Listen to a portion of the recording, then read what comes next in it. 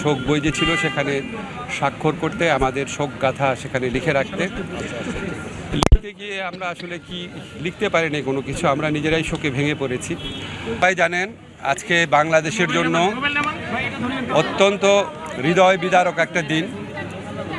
আজকে বাংলাদেশের সাবেক প্রধানমন্ত্রী, বাংলাদেশের গণতন্ত্রের অগ্রনায়ক, বাংলাদেশের সার্বভৌমত্ব মর্যাদা রক্ষার জন্য, গণতন্ত্রের জন্য, উন্নয়নের জন্য যিনি নিরলসভাবে কাজ করে গেছেন, সকল প্রতিকূলতা সত্ত্বেও নিজের জীবনের ঝুঁকি নিয়ে অসীম নির্যাতনের মুখোমুখি হয়ে, মিথ্যা মামলার শিকার হয়ে, বিনা চিকিৎসায় সকল প্রতিকূলতার মধ্যে দিয়ে যিনি বাংলাদেশে থেকেছেন, বাংলাদেশের মানুষের মধ্যে থেকেছেন, মাথা নত করেন নাই। আজকে সেই নেত্রী আমাদের পরম শ্রদ্ধেয় বেগম খালেদা জিয়া পরলোক গমন করেছেন।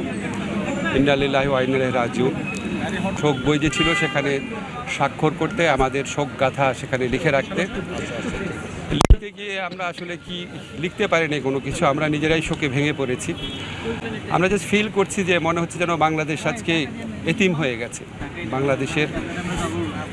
বাংলাদেশের আজকে অপূরণীয় ক্ষতি হয়ে গেছে। তা আমি ব্যক্তিগতভাবে আমার কাছে একটা জিনিস মনে হচ্ছে, এত কিছুর পরও সবচেয়ে সান্ত্বনার ব্যাপার যেটা, যে বাংলাদেশের মানুষ যে ওনাকে কত ভালোবাসে, কত সম্মান করে, সেটা উনি নিজের চোখে দেখে যেতে পেরেছেন। তো আরও ভালো লাগতো আমাদের যদি আমরা ওনাকে গণতন্ত্রের নবযাত্রার সময় ওনাকে পেতাম।